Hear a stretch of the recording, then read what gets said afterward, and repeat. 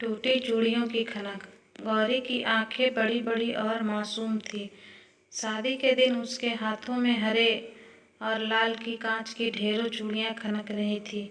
जब वह पहली बार ससुराल के आंगन में आई तो उसकी खिलखिलाती हंसी और उन चूड़ियों की झनकार ने पूरे आंगन को जैसे कोई उत्सव सा बना दिया था। लेकिन वक्त बीतते देर नहीं लगती। गौरी का पति मोहन शादी के 2 साल बाद ही शहर कमाने चला गया। वहाँ से पैसे तो आते रहे पर पति का साथ जैसे छिन गया। गौरी की दुनिया अचानक ही खाली हो गई। अब उसकी चूड़ियाँ पहले जैसी नहीं बजती। अक्सर बर्तन मांजते या कुएं से पानी भरते वक्त एक एक कर चूड़ियाँ टूट जाती।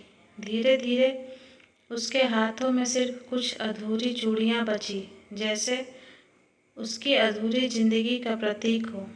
गौरी की सास सुधा देवी बहुत ही सख्त स्वभाव की थी। उनकी जिंदगी गरीबी और संघर्ष में गुजरी थी, इसीलिए वे बहुओं से भी कठोरता से पेश आती। गौरी उनसे डरती थी। सुबह सुबह उठकर चूल्हा जलाना, पूरे घर का झाड़ू पोछा करना और फिर खेतों में काम करने जाना, यही उसकी दिनचर्या बन गई। सुधा देवी अक्सर ताने देती, देखा था बड़ी बड़ी आंखों वाली बहू ला रहे हैं, अब देख लो। दिन भर आंसू बहाती है, चूड़ियाँ पहनी है या बोझ बांध रखा है। गौरी चुप रह जाती। उसकी आंखें नम हो जाती पर होंठ कुछ न कहते। गौरी का सबसे बड़ा सपना था माँ बनना। उसे लगता था कि अगर उसकी गोद में बच्चा होगा तो उसकी चूड़ियाँ फिर से बज उठेंगी। पर शादी के 5 साल बाद भी उसकी गोद सूनी ही रही। गांव की औरतें ताने देती, बहू के हाथ की चूड़ियाँ तो भगवान ने यूं ही सजाई है, पर इनकी गोद कभी नहीं भरेगी। गौरी रात को अकेले में रोती, टूटी चूड़ियों को अपने तकिए के नीचे रखकर सोचती, हे भगवान, मेरी गोद खाली क्यों है? क्या सचमुच मेरी चूड़ियाँ कभी नहीं बजेंगी? एक दिन गांव में मेले का आयोजन हुआ। सब लोग सज धज कर गए।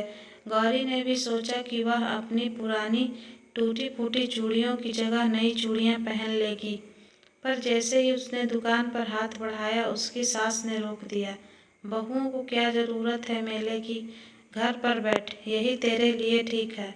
गौरी चुपचाप लौट आई। उसके मन में भारी पीड़ा थी।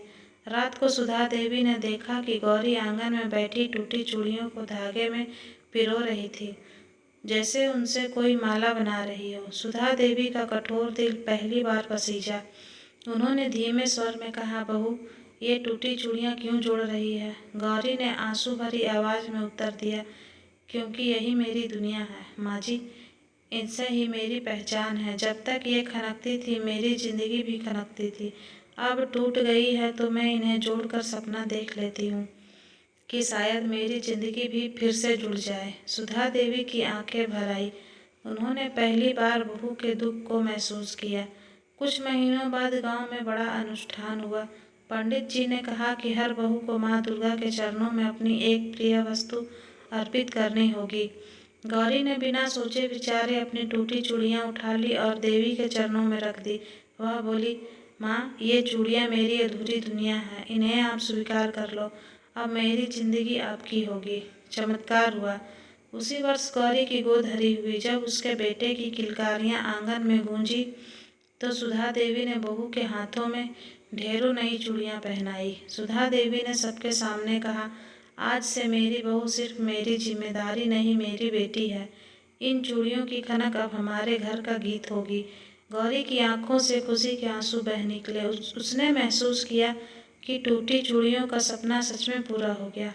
कहानी की सीख। टूटी चूड़ियाँ हमें यह याद दिलाती हैं कि जिंदगी भले ही अधूरी लगे पर विश्वास और धैर्य से सपने पूरे हो सकते हैं। कभी कभी भगवान हमारी टूटी चीज़ों से ही नई शुरुआत करते हैं।